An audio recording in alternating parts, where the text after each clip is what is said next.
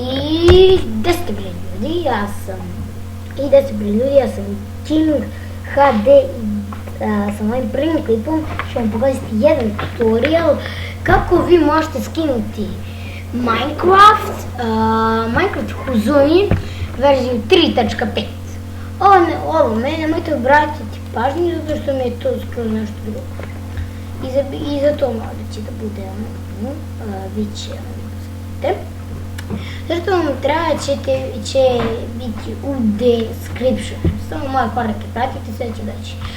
Link u descriptionu kad ga kliknete će vas dovesti na ovu ovdje stranicu. Kliknite ovu download.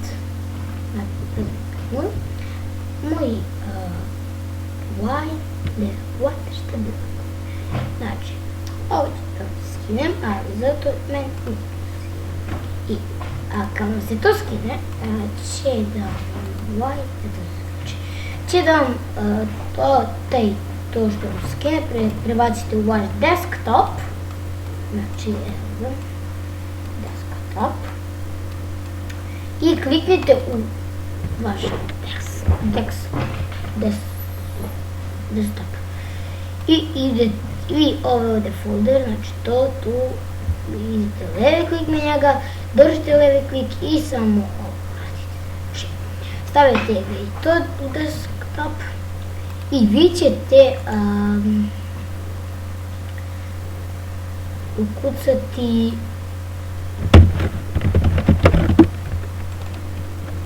sad ću vam kažem da ovo je ovdje vaš pretraživač, ćete ukucati ovako, znači gledajte ovdje sad gdje kucam, kucat ćete ovo kao znamo za sličenje, ja to tako zovem, kucate app data, čekaj, app data i opet, kliknem tako. Da radi,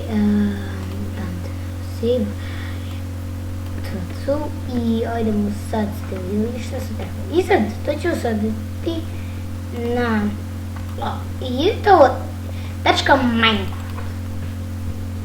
Idete u versions i ubacite. Ovo je za 1.8 verziju i bit će za 1.7.2, ali meni je bolje da ja budu to je taj unit, znači to sam tu ubacite, ja sam neću da ubacim, zato što ga već tu imam i takac. Znači, i takac, vidite, sve verzije koje sam hoćem izbaciti na verzije koje ste vi igrali i tako, znači, to je to jedno mojeg prvog tutoriala. Ako želite još ovakvih tutoriala, vidimo se u sljedećim epizodama i